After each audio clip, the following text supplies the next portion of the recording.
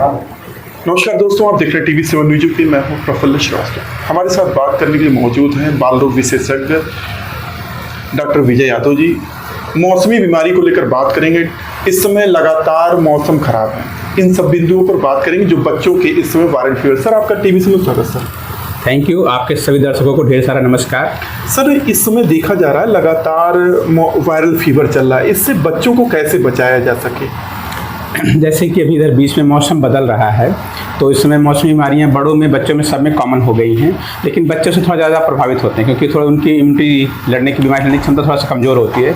तो इसमें क्या किया जा सकता है कि इससे बच्चे, एक तो गर्मी है तो थोड़ा सा बच्चे हल्के कपड़े पहने, फुल बाँह के कपड़े, ताकि मच्छर ना काटने पाएँ।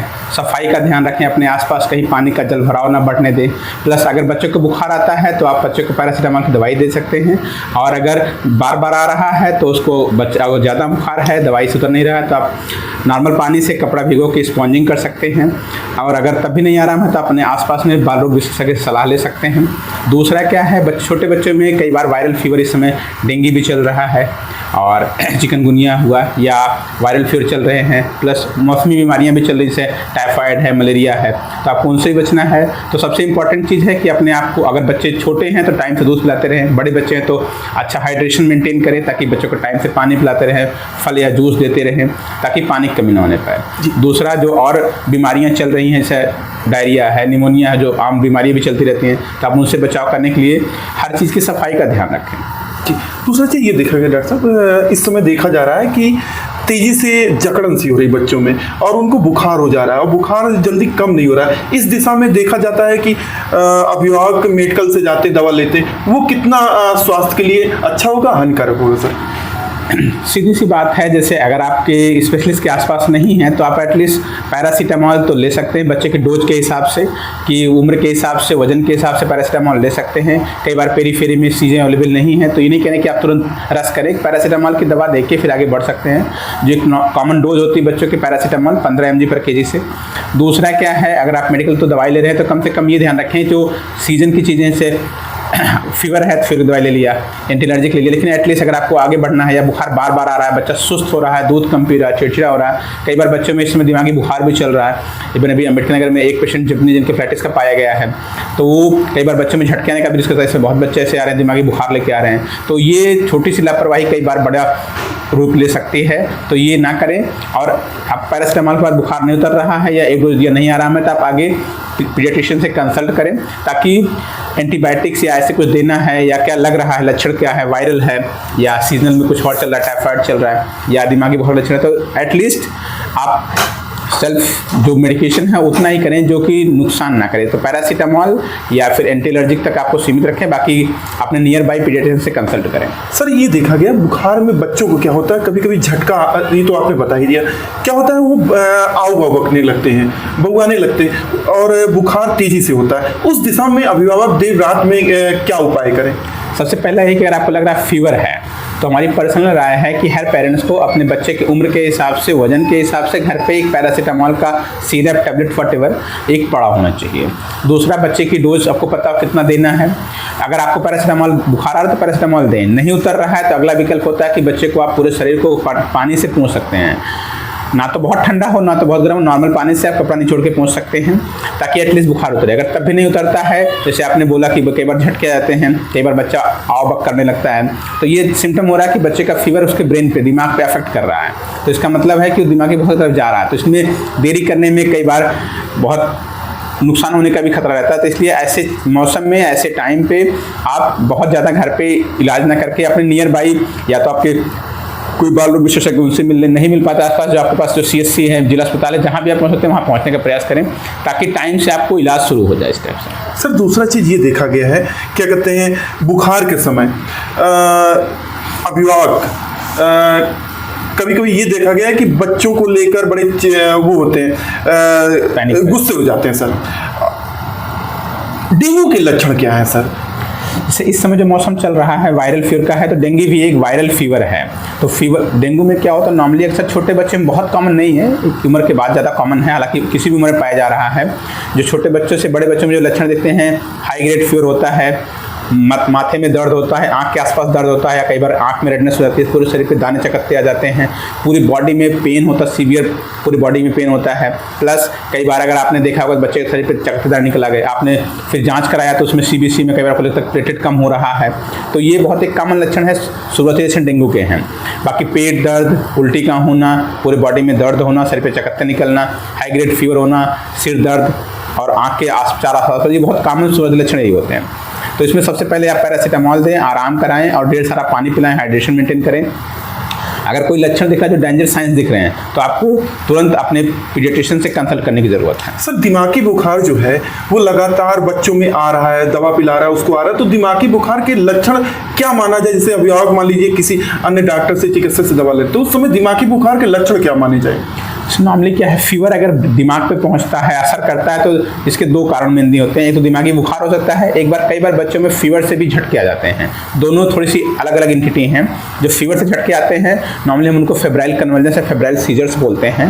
वो होता है क्या, वो इसके कॉमन एज ग्रुप है 5-6 मंथ से लेकर 5 to 6 ईयर्स तक। नॉर्मली 5 ईयर्स के बाद असर कॉमन नहीं होता, लेकिन इसमें क्या है, बच्चे अक्सर जल्दी से होश में आ जाते हैं और बार बार कन्वर्ज झटके नहीं आते हैं, बच्चा बहुत सुस्त नहीं होता है और बच्चा इन बिटवीन झटके नहीं आने के टाइम पे बच्चा बिल्कुल लगता है एक्टिव है, प्लेफुल है, इरिटेबल नहीं है या ड्राउजी या लिथार्जिक नहीं है। जो दूसरा आपने बोला दिमागी बुखार का लक्षण है, दिमागी बुखार में बच्चे तुरंत ठीक नहीं होते, उसमें बुखार आता है, फिर झटके हो सकते हैं, बच्चा कई बार गफलत में जा सकता है, कई बार बच्चे की सांस गड़बड़ हो सकती है, कई बार छोटे बच्चों में भी BP बढ़ने के लक्षण होते हैं। तो ये दिमागी बुखार का लक्षण है। दोनों में आपको डिफ्रेंशिएट करना जरूरी होता है क्योंकि दोनों का ट्रीटमेंट टाइम और लाइन बिल्कुल अलग होता है।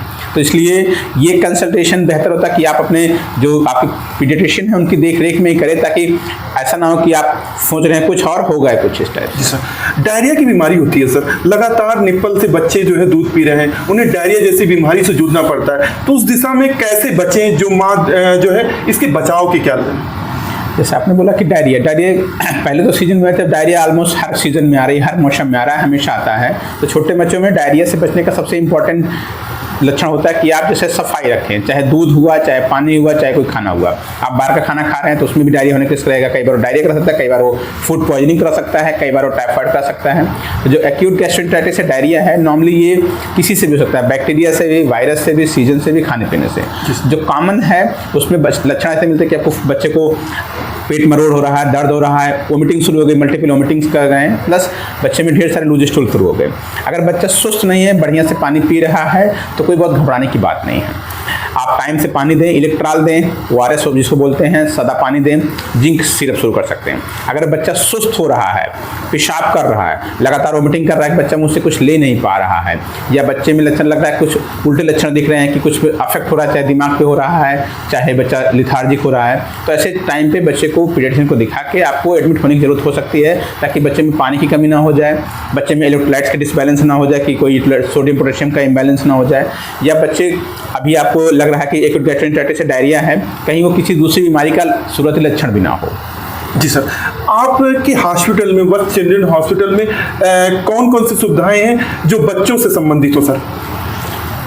ये आपका सही सवाल। जैसे कि हमारा mainly hospital paediatrics and pathology का है, और Vatsalya children's hospital advance diagnosis centre में हमारे पास पीडियाट्रिक्स से लेके में सभी सुविधाएं, चाहे वो छोटे बच्चा जो जन्म से पैदा हुआ, नवजात शिशु में कोई झटके दिक्कत हो, पैदा होकर रोया नहीं है, टाइम से पैदा हुआ है, टाइम से बहुत पहले पैदा हो गया है, या वेंटिलेटर की ज़रूरत है, CPAP की ज़रूरत है, ऑक्सीजन की ज़रूरत है, या छोटे बच्चों में खून चढ़ने की नौबत आ रही है, या बड़े बच्चों में PICU में, जिससे कई बार बच्चा सांस तेज फूल रहा है, निमोनिया है, ब्रोंकियल अस्थमा है, या दिमागी बुखार के लक्षण है, या कई बच्चा टाइम से चल नहीं रहा, बैठ नहीं रहा, बोल नहीं रहा है, या बच्चे के दिल में छेद है, या किसी भी सिस्टम की बीमारियाँ हैं, 1 साल से जन्म से लेकर 18 साल तक के बच्चे की सब सुविधाएं उपलब्ध हैं। जांचों में भी हमारे पास हीमेटोलॉजी, पैथोलॉजी 24 आवर है, प्लस EEG, बेरा जो कान की और दिमाग की जांचें हैं, PFT हो गई जो फेफड़े की जांचें हैं, OEE हो गया, प्लस साथ में ब्लड, यूरिन या हार्मोन प्रोफाइल, जो भी आप थायराइड कह सकते हैं, थायराइड की जांच, FSH, LH, हार्मोन, सभी सुविधाएं उपलब्ध हैं,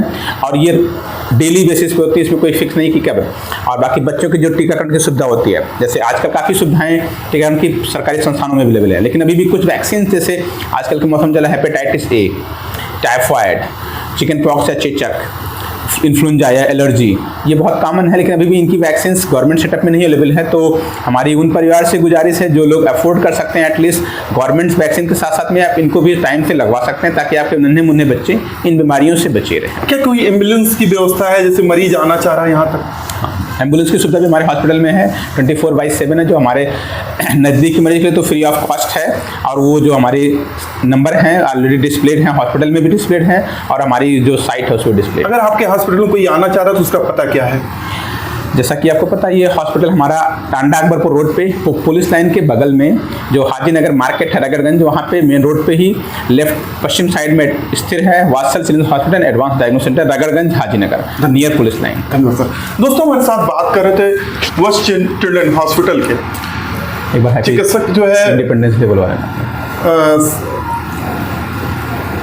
उन्होंने बीमारी को लेकर पूरी तरीके से आपको बताया, और निश्चित तौर से आप वत्स चिल्ड्रन हॉस्पिटल अपने बच्चों के इलाज के लिए आ सकते हैं, और निश्चित तौर से जिन जिन सुझावों पे आपको डॉक्टर साहब ने सुझाव दिए उसका आप अनुसरण करें। निश्चित तौर से आपके बच्चे ठीक नहीं होते तो आप संपर्क करें। दोस्तों इस वीडियो को जरा शेयर करें, फेसबुक और यूट्यूब पे देख सकते हैं, यक्स पे भी देख सकते हैं, शेयर करें, कमेंट करें, आपका सहयोग अमूल्य है। मैं प्रोफेसर श्रीवास्तव टीवी सुनने जब बैठ करूँगा। नमस्कार।